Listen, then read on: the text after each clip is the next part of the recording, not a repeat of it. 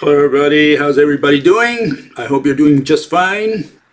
Today I was going to talk about the existence of time, but I have to apologize. I'm going to be postponing that till Wednesday. Instead, some other issues came up which I thought I couldn't let go by. So I'm going to talk about a couple things I've been talking about, which is infinity, what a straight line is, and especially couple comments made about black holes, which show really that people have a gross misconception of what a black hole is. And I mentioned that, I think it was last time or the time before, that when I was on JFG's program, JF Garepi, and he also made the same error. He thought a black hole was some kind of ball, some black ball, small black ball, maybe a tiny little itsy bitsy ball. I want to make sure we clarify today that a black hole is zero dimensional, has no size, no diameter, no volume. Okay? It's nothing. So that's what I want to get to today. I want to make sure that's clear. Okay, so that we don't fool around with this black ball deal. A black hole is not a black ball. It's a hole. Otherwise, they would have called it a black ball. Anyways, let's begin with the first question or the first issue that was brought up. And here it is. Okay. And the fellow says, lines of electric force extend to infinity. They cannot abruptly end in space. You cannot measure infinity. But you can rationalize upon and perceive it. I don't know how you can. The lines of force between the plates of a condenser can make this self-evident. Okay, that's what the fellow put in there. How do we answer that? Well, first of all, here we have side by side so we can follow along. Okay.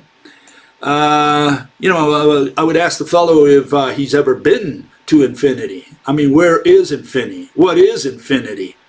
And instead, it'd be nice if he could rationalize it for us. And a good place to start is by defining infinity, absolutely, perfectly, unambiguously, rigorously. That's what he's got to do. He's got to define what the word infinity means. And then the other issue is says lines between plates. Well, if anything is between two things, for sure it's not infinite, okay?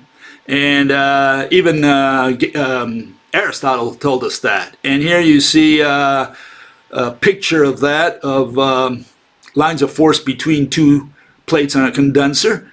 And, the lines of force begin there and end there. So there's no infinity about it. And you'll find other similar pictures on the internet.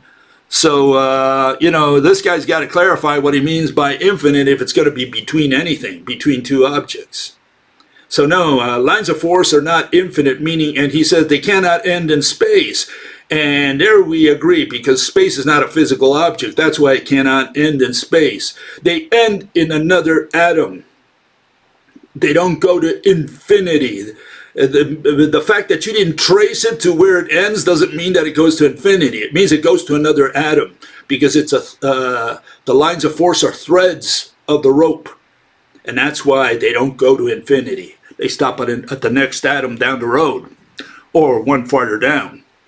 Okay, here's another issue that was brought up. And this one was kind of funny also. Straight line on a sphere. A straight line on a sphere. Yeah, you heard it right. Referred to as a geodesic, appears curved, but it is actually straight. These people swallow all kinds of word wizardry from the mathematicians. You can tell them anything, and they'll just repeat it. They don't even know what they're saying. I want you to take a straight ruler. Okay, or as straight as you possibly can get one, right? I mean, obviously it's got some imperfections. And I want you to lay it anywhere you want. You got a choice. You can lay it anywhere you want on a basketball. Okay, that's pretty round also. And I want you to see if it matches the curved surface of the basketball anywhere. Okay? And I don't think you can do that. And So what they did, they converted the so-called line. Remember what a line is. According to Aristotle, they don't talk about geometric lines. What they talk about is itineraries. And so they said, well, I always went forward, so I went straight. But they went on a curve and they call it straight. And because they're talking about motion, they're talking about the shortest distance, meaning shortest distance traveled along the surface. They call that a geodesic, and they say that it's straight. No, it's not straight, because straight is an adjective. You can only apply it to objects. An itinerary along the surface of a ball is not a physical object. It's a verb, and so you can only qualify it with adverbs. You can't say straight trajectory, not in physics. Maybe in ordinary speech and mathematics and all those religions, you can say whatever you want.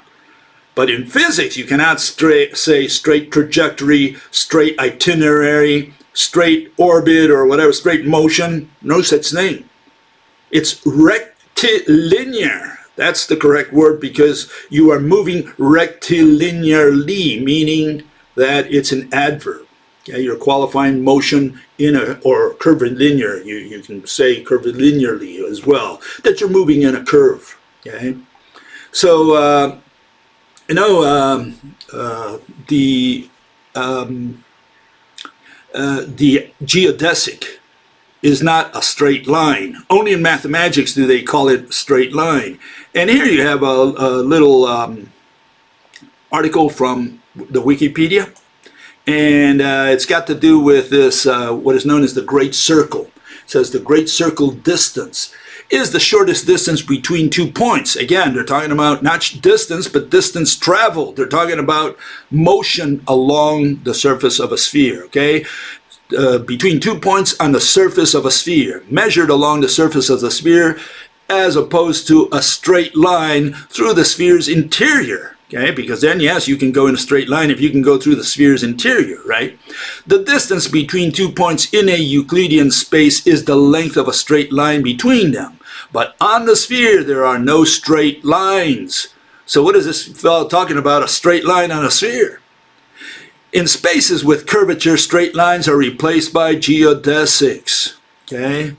So what they do is, again, they're doing word wizardry. They're saying, look, we're going to call it a geodesic, and we're going to say it's a straight geodesic, meaning straight line motion along the curve.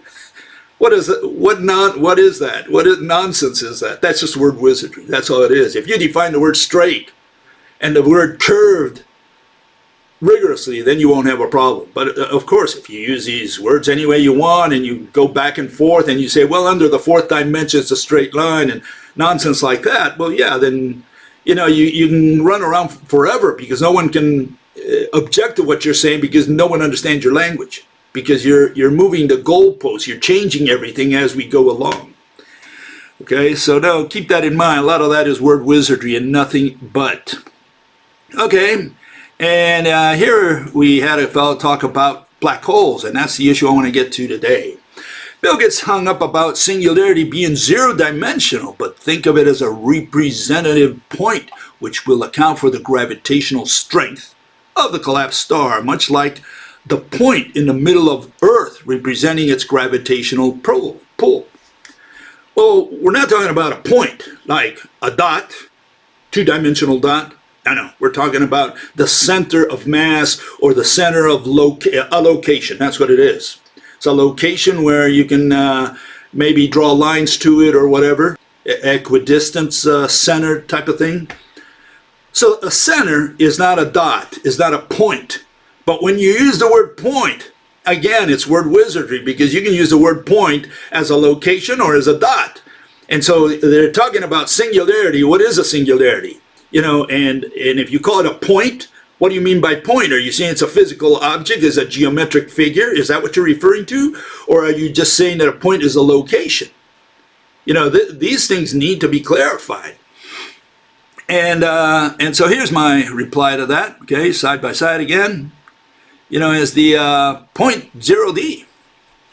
In fact, according to Euclid, it is 0D. In fact, the mathematicians today continue to say that it's 0D.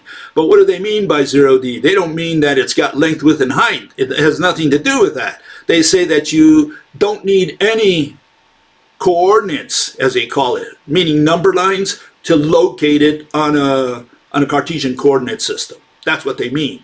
So it's all twisted around, okay? We're not talking physics, we're talking mathematics. That's what we're talking there when we say point, okay? So the point is very misleading because you really got to know what you're talking about. Are you talking about physics? Are you talking about a dot? Are you talking about a little ball? Which is what this is going to lead to, okay? We're talking about a black hole, and they're going to call it a point, a singularity, and that's very misleading because that word singularity, like the word point, you know, it can mean two things. It can mean a little ball, and it can mean a little hole that's got no volume, no diameter, no radius, no size, no anything. There's nothing there. And then gravitational strength is the concept. Okay, so you cannot say that you're going to do something with a gravitational strength. Okay, there's no such physical standalone object. So you can't use that to depict the singularity or vice versa. Use a point, a dot, to represent the gravitational strength. Okay, because that's like putting a heart to represent love. Then you got the center of mass point, again, is not a thing. Okay, not an object, it's not a body. And so is a point a dot or a location? That's what the person has to answer. You know, are you talking physics or are you talking mathematics? Okay, so this is where the hang-up comes in. The hang-up is that they do not use their words consistently. And they never will because they're going to talk about physics and going to describe it with words that they misdefined or never defined in mathematics, then we got a problem because, you know, you can't point them against the ropes. You can't pin them against the ropes because the guy weasels around. He says, well, no, I'm talking about math. Well, then math is not the language of physics. Okay, don't bring your math language into physics, okay? Because in physics, it's got to be straightforward. You're talking about an object, you're talking about a concept. You're talking about a concept, get out, go back to math, okay? So, no, don't bring the word point and don't bring the word singularity because they have no meaning in physics. There's no such thing, body, entity, diameter, radius, entity, I don't know, that a standalone object that is zero-dimensional, okay? That it has no size. Okay, so this fellow then defines a singularity for us. Thank God. Okay, singularity. Here's a definition in scientific terms. Okay, finally we got science here. Okay, let's see. A gravitational singularity or space-time singularity is a location. Blah blah blah blah blah blah. Location. So it's a singularity is a location. Is that a physical object? Can you say that a location moves a star around? Is that what a location does? It's a standalone location, nothing there, it's just location, whatever that means. And it moves stars around as general relativity holds, that you have this singularity that affects stars far away. Not only does it move them around like in orbit around themselves, but it also withdraws some of the gas from its skin. How does it do that? I want you to explain the mechanism. How does a location do it? So yeah, if it's a location, well, you know, it's not a standalone object. And you cannot say that a location does this and a location does that interfaces with matter, especially with a star. Okay? So we got a problem with the word location used in that sense. I mean, if it's a location, so far you haven't put anything in that location. Until you do, you can't do physics. That's the point, okay? Okay, and so he continues, he says, black hole is predominantly a collapsed star such as the mass has been compressed to a small size. This is where we have a serious problem, okay? The most accurate representation would be a black ball. Black ball, is that what a black hole is? A ball? A sphere? Perfect sphere, I guess, right? Because it's compressed slowly, it's got to be very close to perfect. And it's compact. Remember, it's completely compact. So it's like a tiny ball, right? That's what he's suggesting here. The black hole has dimensions. Oh, it does. I guess 3 of them. Huh? One of which is the Schwarzschild radius, which is, this is not the black hole, but the gravitational radius beyond which light cannot escape. So he defeats his own argument. He says, the black hole has dimensions, one of which is the Schwarzschild radius, but this is not the black hole. And so he's going to teach me a little bit, so thank God, because I'm going to learn something today. He says, to help Bill understand the black hole, we have the following pictorial representation. Oh, I'm so glad he did this, because otherwise I'd remain in the dark, And so he points to this loony here, this fellow. His name is Derek Muller, and he just spreads a lot of garbage around from quantum mechanics and relativity without analyzing it critically. He just spits out the party line. That's all he does. He just recites. And so this gullible numbskull, right? And what does he do? He puts a black ball there. You can see the black ball inside the black circle. And then you have the white ring, which is the matter floating around the black hole, supposedly. So the extent of that black circle is the extent of the sphere of influence of the black ball, which apparently, right, or supposedly has a lot of mass concentrated in it, okay? So they're saying it not only has mass, it's got matter because that black ball has matter, obviously. That's what they're suggesting. So it's got matter, just compressed matter. It weighs a lot, it has a lot of mass, and because of that, it has a sphere of influence that extends all the way to where the white circle starts on the inside, right? And so what happens? Is that what a black hole is? Is that what everybody out there in the world, especially in the world of math, understands by a black hole? So we have a star, right? Let's keep in mind here what the context is. We have a star, bigger than the sun. We don't care how big it is, it's just big. And it's going to compress little by little, little by little, little by little. It's going to compress all the matter, all the hydrogen atoms, all the helium atoms, all the iron, everything it's made throughout its lifetime, right? It's going to compress it. And it's not going to go to zero. It's going to go and stop, for whatever reasons, at the black ball. And we don't care about the size of the black ball because so far we have something that's three-dimensional. It could be this little, could be this big, could be the size of a basketball. We don't care. The point is they're saying it doesn't collapse to zero. Okay, this is what this guy is saying. This is both him and the guy that he referenced. Okay, that's what they're saying. Okay, let's bring some evidence. Let's bring proof. Okay, and here we have the first one. Okay, and this is from a PhD teaching at the University of Toronto, and he says the following, okay? If the mass of the star is greater than about 3 solar masses, 3 times the sun, right? It goes through the neutron stage and keeps collapsing. In this case, the gravitational attraction is so intense, the neutrons are literally crushed out of existence. Out of existence. We call the object a black hole. I characterize the black hole as an object whose gravitational pressure is so intense that the matter of the object is crushed out of existence. Now, I don't know what you understand by out of existence. It doesn't seem like there's nothing there anymore. It's like, we don't have length, width, and height anymore. He crushed it out of existence. I mean, that's what I understand. I don't know if you understand something different. Okay, just in case, let's keep going. Let's find out. Here's another fellow. Okay, and he said he's also a teacher, a professor at the University of Maryland. A black hole is a region. A region? What do you mean a region? I thought it was a ball. Is a region the same thing as a ball? I mean, region is a concept, but black ball is a standalone object. Okay? These people don't seem to tell the difference. For them, it's the same thing. A region is the same thing. In fact, JFG told me a region is a physical object, as far as he was concerned.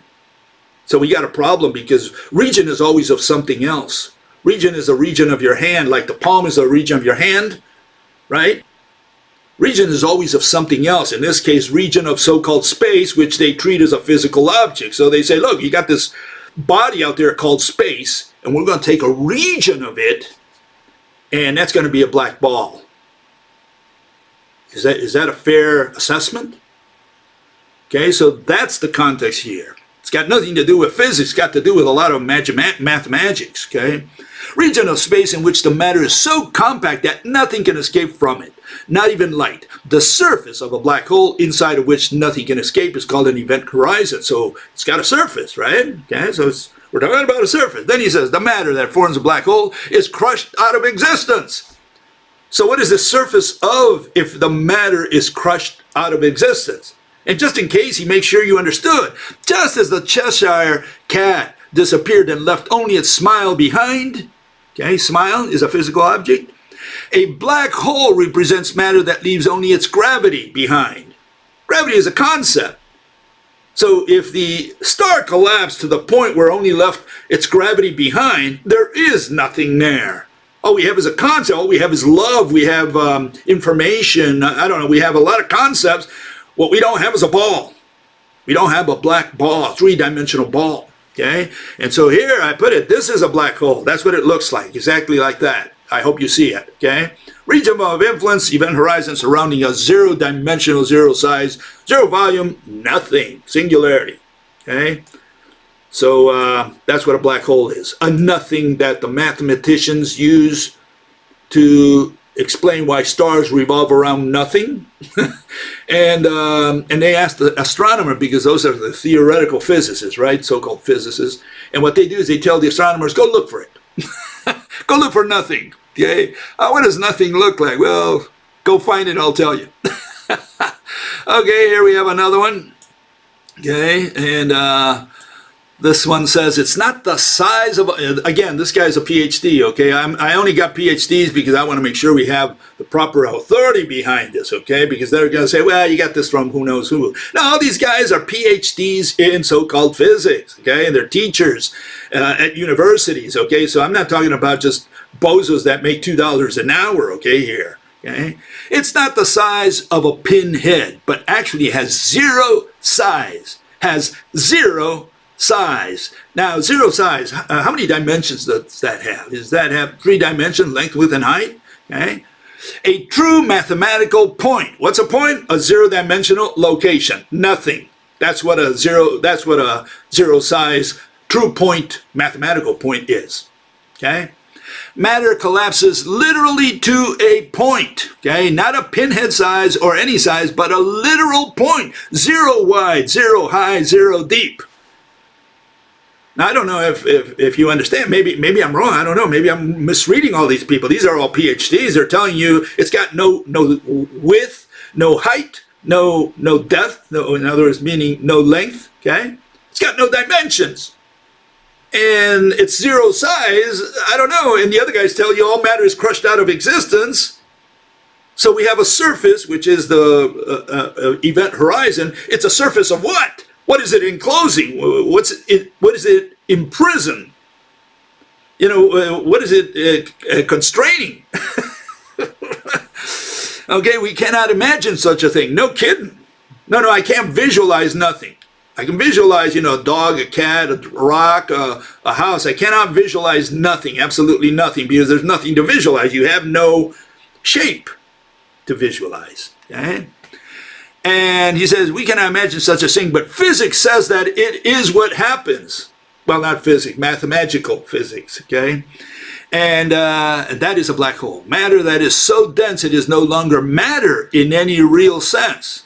I hope I'm reading all this right, okay? I'm getting this from PhDs here, right, in physics. But some kind of singularity or anomaly in space, okay? Now you tell me if I'm putting words in their mouth and I'm misreading something, please tell me. I want to know if I'm making a mistake. I really do, but this is how I interpret this. No dimensions, crushed out of it, all matter crushed out of existence, only mass, only gravity, which is nothing. These are two concepts. So they're saying there's pull of gravity, but there's nothing pulling. It's like, you're pulling on a donkey, but there's no one pulling on the rope that's pulling on the donkey. It's just a rope pulling on the donkey. It's not even a rope because there's nothing there. So it's you're pulling on a donkey without anything. Okay. And here, just in case, more authority. How much more authority do you want than good old Mr. Stephen Hawking? Died a couple years ago. Well, this is what he said. I mentioned this in the past, but I thought I'd put it in today for padding. We need all the authority we can get here, right, to make sure. Chandrasekhar calculated that Chandrasekhar was an Indian guy that came from India to England. He studied and worked there for a while, and he came up with a notion of black hole, or he expanded upon it. Okay, he said there are real black holes. Okay, I'll get to that in a minute. Chandrasekhar calculated that a cold star of more than about 1.5 times the mass of the sun would not be able to support itself against its own gravity. Okay, Chandrasekhar limit, that's what it's called. It's a limit, as this fellow pointed out, related to mass. No problem there. We don't care because mass has nothing to do with physics. Physics, we deal with structure, with architecture. We deal first and foremost with objects. So if there's no object, we don't care what the mass is, okay, because it's not applicable. Okay. Anyways, Eddington refused to believe Chandrasekhar's result. What was it that Eddington had a problem with? And by the way, he had it for the rest of his life. Okay, he died not accepting Chandrasekhar's insinuation that there is such a thing as a black hole. Okay, Eddington thought it was simply not possible that a star could collapse to a point.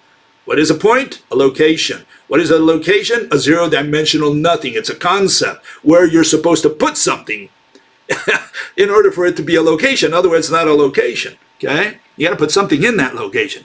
Einstein himself. He said, thought it was simply not possible a star could collapse to a point, okay? Einstein himself wrote a paper in which he claimed that stars would not shrink to zero size. We're talking about zero size, location, no dimensions. What part does this fellow not understand? Okay? So no, we're not talking about a ball, we're talking about a nothing. Okay? It's known as nothing, not a ball. Okay? A ball is not the same thing as nothing. Okay, let's make sure we understand that. Ball has shape. Nothing has no shape. Okay. When he was awarded Nobel Prize in 1983, it was for his early work on the limiting mass of cold stars. Chandrasekhar had shown that the exclusion principle could not halt the collapse of a star more massive than the Chandrasekhar limit. Okay. Now, how much more authority do you need than that? Stephen Hawking, he's on my side. He says, look, we have this zero-dimensional nothing out there called a black hole. He's saying it's not a ball, okay? And it's not a black ball. It's those people who misrepresent because they have mental problems and they say, no, it's a ball. No, it's not a ball. All these people are telling you it's a zero-dimensional nothing, no structure, matter crushed out of existence, no dimensions, no size, no nothing. Okay, so don't tell me it's a ball. I want to make sure we destroy this notion of a ball, okay, for anyone who brings it up here, okay, in this forum at least. Okay, and here's Chandrasekhar himself, the good man. What did he say? Well, this is from his paper, 1931 paper, in which gave him eventually his Nobel Prize. And you can see the R there, R sub 1, that's the radius. And he says it goes to 0, while density, the row on the right-hand side of that, goes to infinity. And he repeats that again later on. Radius is equal to 0, and rho, the density, goes to infinity. So here we have all kinds of authority behind this. Okay, it's not that I'm inventing this stuff. I'm putting words in people's mouths, especially into the mathematicians' mouths. These are them themselves talking. Okay, you don't like it because it destroys your religion. I'm sorry, but this is your own gurus. Those who believe in black holes, this is your own gurus talking. They're saying there's no such thing as a black hole. Thing meaning that which has shape. Okay? This is not a three-dimensional ball, it's a zero-dimensional singularity, which is a zero-dimensional nothing. And just in case, after Chandrasekhar came out, here we have a paper from this fellow, okay? And he's also Indian. He says, working at Cambridge, he came after Chandrasekhar. He is still alive today, obviously. On solving the equation with a particular value, rho sub c of central density, you will get a model of a star with mass m and radius r. Okay, we understand so far? Mass m, radius r. Plot r as a function of m and show that 0, r meaning radius, right? As a function of m, right, mass, and show that r falls to 0 when m is equal to the Chandrasekhar mass. or goes to zero. Okay? If you can do these, then you have repeated the calculation for which Chandrasekhar won the Nobel Prize. Okay, what part does this fellow not understand? A black hole has zero radius, the singularity, okay? It's a pinpoint nothing that's got infinite density because it's got all this infinite mass in no volume. That's why it's infinite. So one goes to infinity, the lying down 8, and the other guy goes to 0. What part does he not understand? He thinks it's a black ball, and all these people think it's a black ball. It's not only him. JFG also thought it was a black ball. Everybody has this idea that it's a black ball. So the mathematicians are getting away with murder when they say, oh, it's a black ball, and everybody says, oh, okay, I understand that. Because if they said, look, it's zero dimensional, there's nothing there, but it's got infinite mass, well, a lot of people would start questioning that. But if they say it's a black ball, then everybody says, oh, okay, that sounds reasonable. It's just compressed matter, and it weighs a lot. That's the only notion people have of a black hole. That's about as complicated as a black hole gets. Here we have another one. I'm going to insist on all kinds of authority here because that's what people need. People need authority to tell them that there's no such thing as a black hole. Now, this one is interesting because this came after Chandrasekhar, and this group of people proved again that yes, indeed, a black hole is zero dimensional. No size, no dimensions, no radius, no diameter, no nothing. Okay? And here it is. This is the article, okay? And the article went like this. Says, a point of infinite density and space-time curvature known as a singularity, okay? And usually found at the center of a black hole, okay? Can also exist in a naked form without its black hole.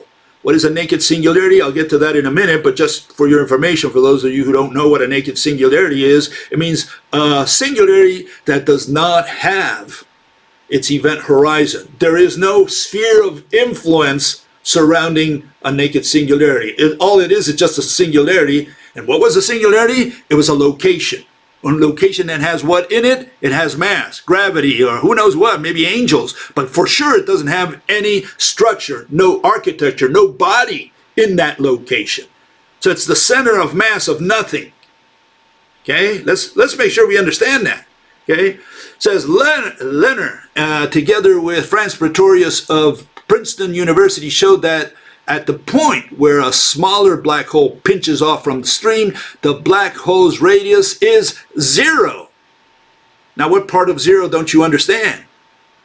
Which means that its density is infinite. Again, the only way it can be infinite if you have 0 volume. I hope this is clear. I don't know. People who know a little bit of math, I'm sure, will understand this. Okay. In other words, it is a naked singularity. Kip Thorne was in the audience and said the study was beautiful work. And Kip Thorne, I mean, he's a Nobel Prize winner as well. So, I mean, Jesus, oh, you got a lot of authority here saying, look, you don't have nothing there, okay? And here's the paper they were referring to, okay, from Lenner and Pretorius. And this is what they say in their paper, okay? It says, the simulation results imply that the string segments will reach 0 radius in finite asymptotic time, whence the classical spacetime terminates in a naked singularity. That's what they say in their paper. So what the hell is a naked singularity? Okay, let's put it up here so we are all on the same page, okay? And here they say the following. This is out of the wiki, okay? In general relativity, a naked singularity is a hypothetical gravitational singularity, location, center of mass, whatever, without an event horizon. I like the next statement that I read there, or the couple paragraphs down. Says, from concepts drawn from rotating black holes, it is shown that a singularity spinning rapidly, blah, blah, blah, blah, blah. So here we have a naked singularity, which is a location without body in it, without any event horizon, sphere of influence, and nothing is spinning. So yeah, you get all this word wizardry from the mathematicians because they can get away with anything. I mean, you know, when I was working as an engineer at AMD, I had to produce results. You don't produce results. The engineering manager, you'll hear his voice, the voice of wisdom. But these guys. These guys can say anything they want. They can talk about angels. People will just believe them on the basis of authority. They say, well, he's a PhD. He studied 10 years. He must know. Somebody must. Right? Okay, so here's another comment. That's the final comment this guy made. I love it because it was a pretty good ending. It says, there's still a lot we don't know about black holes, and most of the fun of science is in the discovery. What a mental case. I mean, no, science is not about discovery. Science is about explaining, okay? Anybody can go and discover. Discover what? Discover God? I mean, what are you going to discover? Angels? I mean, you know, a lot of people find these discoveries. You know, they go out there and they say, oh, yeah, I discovered God. Okay, so great. You know, so no, science is not a process.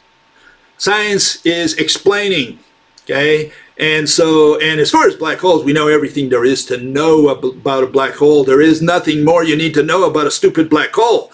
Black hole is simply a star that collapsed to nothing. That's what they're saying.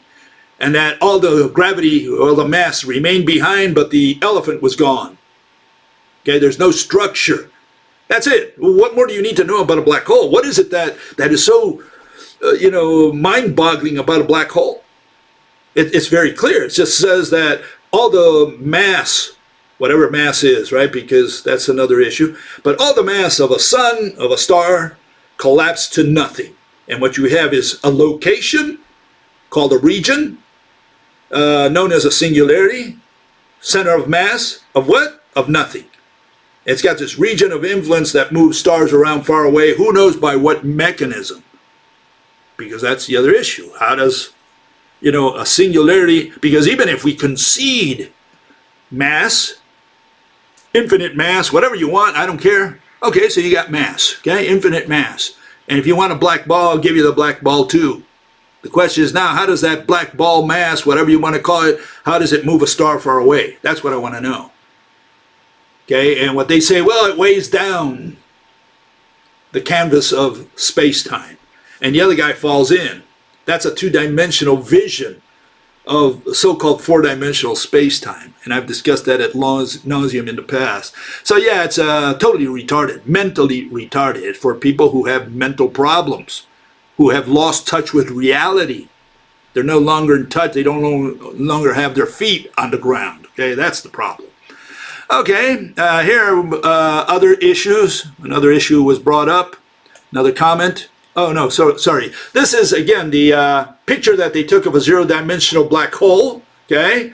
And you say, well, if it's zero-dimensional, what I'm staring at is at least two dimensions there, right? At least. And you have to think of that as three-dimensional, as a three-dimensional object. Now, the first issue, this picture was taken by several people over several days. So what you're staring at is a composite picture. That's the first thing that is not always clear to people. They think that these guys just went through the telescope and took a snapshot. That's what most people believe because they don't know how this thing works. But no, this was taken through a composite taken from several laboratories. It was punched into a computer and they created this image, okay? So this is not a snapshot. That's the first thing we need to clarify. The second one is, well, what are we staring at? Is that dark thing in the center a black hole? Because that's what people think. They say, oh, okay, I see the black hole. It's that little ball, black ball in the center. No, that's not the black ball. No, that's not the black hole, okay? Because a black hole is zero-dimensional, okay, remember. And so what they're saying, this is the matter falling into this zero-dimensional, black hole. And the question is, how does matter penetrate, real matter? How does it penetrate a zero-dimensional nothing? How do you do that? I mean, how do you sneak through it? Do you put Vaseline around the matter so that it can slip in there? I mean, I don't know. Please explain the mechanism. How does a three-dimensional atom go through a zero-dimensional nothing location? Okay, so this is the issue. And here is the mechanism that I was talking about. I mean, here we have a turtle, and it's going around mass. Okay, so you want to put a ball there, put a ball, I don't care. How does the mass affect a turtle? Why does it, what's the mechanism? How is the turtle affected by mass? That's what I want to understand. Please illustrate the mechanism, meaning please fill in the blanks, put an object there so that we can see, how the turtle is tied to this word called mass, whatever mass is. And that's the word mass, obviously. And, you know, I've covered that in the past, but just to close the argument here, you have a circular argument of mathematical physics. Say a black hole is made of mass. It's not made of architecture. It doesn't have any object in there. It doesn't have any matter because it's been crushed out of existence. There's no length, width, or height, no dimensions, no size, no radius. Okay, so it's just got mass, infinite mass. Okay, we'll concede. So it's got infinite mass. It turns out that, you know, mass is the quantity of matter. That's what most people understand by mass. And then they tell you that all matter is crushed out of existence, that there's nothing there. So we got a circular argument there because we have black hole is made of mass. That's all it has, okay? At least a non-rotating black hole, one that has no charge, you know, etc., okay? But all it has is mass. For sure, all black holes have mass.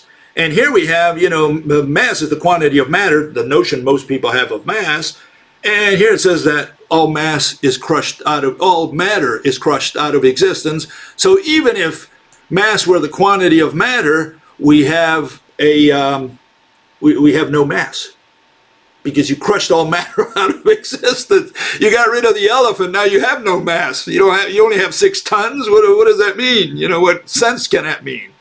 And then, you know, just to top it off, we have always the good gurus of mathematics. I'll put it side by side here. And that's Edwin Taylor and John Wheeler. Those who don't know John Wheeler are not into mathematical physics at all because he's a very famous guy, died already. And he says, nature does not offer us any concept as the amount of matter. History has struck down every proposal to define such a term. Even if we could count number of atoms or by any other counting method, try to evaluate amount of matter, that number would not equal mass.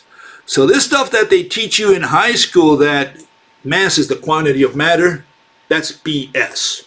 Okay, mass is not the quantity of matter. In fact, the Wikipedia mentions that there are 7 different types of notions, 7 different notions of mass.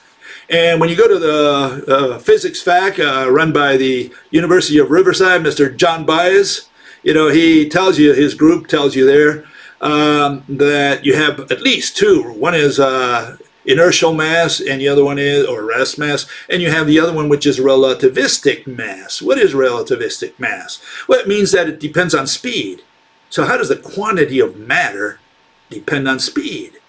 So yeah, we got a problem because then that relativistic mass has nothing to do with the mass that good old Newton dealt with, you know, 400 years ago. So yeah, mass has suffered a transformation, a tremendous transformation. Okay, so here let's get to the other comment now. Yeah, I will. Well, let me get it in here. Okay, this is one fellow who says, so distance does not apply to vacuum and nothing? Well, I don't know what he's actually talking about. All I can do is answer his question the way he phrased it. And so here's my reply to that. Let me get that up here. And no, there is no separation between vacuum and nothing. So, you know, I'm not sure what he meant by that, but I'm just answering his question. If he's saying that does distance refer to vacuum and nothing? No, there is no distance between vacuum and nothing. And here, just in case, just to close today, I put this little thingy here, this little graph, or this little chart, says distance is what lies between lengths. Okay, that's what I would say. Distance is the separation between 2 objects. You have to have an object. You can't do it between vacuum and nothing. Okay, and so you know, again, what we have to do is clarify the question, because otherwise it makes no sense. You know, you can't just put a quick notion in there and say, well, you know, doesn't distance apply to vacuum and nothing? Well, I don't know. Vacuum, nothing are synonyms, and there is no distance between them because they're the same thing, and it means there's nothing, absolutely nothing in that space, because space is the same thing as vacuum and nothing. Okay, with that, I hope to see you on Wednesday, and what I'm going to try to do is get back to the existence of time. Does time exist? We'll deal with that on Wednesday. We'll see you then.